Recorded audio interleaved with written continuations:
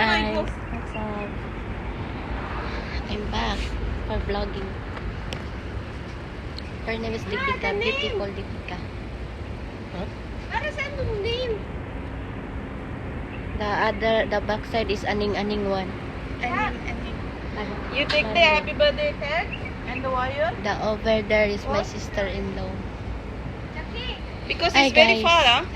Nakapagod mag-English tapos mali-mali grammar. Thank you, Papunta kami ngayon sa Keran ngayon. Hindi ako sure sa address. Papunta pa kami. It's 4:30 in the afternoon. Masama yung timpla ko, guys. See you later. Hi guys, papunta na kami sa sa destination Keran. Baon-baon lang muna nito, guys, ha. Kailangan ng paglaban. On the way na kami, guys. Mahaba-haba yung biyahe namin. Almost 1 hour. Yung pagbabiyahe namin bago kami nakarating sa Paruroonan. Yan, si Marlene, sa Timinchay, si Pidot, at saka si Depika, pinsan niya. At ayan, finally, nakarating na kami sa aming destinasyon. Ayan, papasok na kami. Naghahakot kami ng mga gamit. Ayan, si Marlene. Sila. Nagdi-decor. At ako naman, busy kung saan nilalagay yung happy birthday. At nadisgrasya pa ako at nasugatan.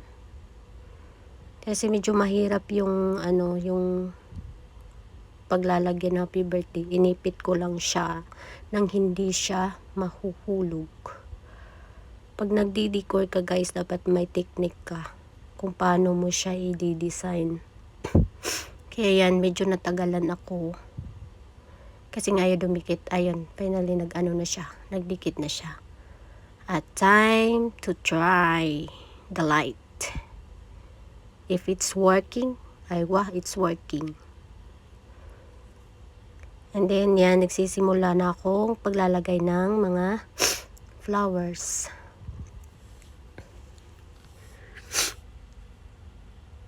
Habang busy ako dyan, sila sa Timinchay, Dipika, tsaka si Marlene, naglalagay ng pagkain sa table.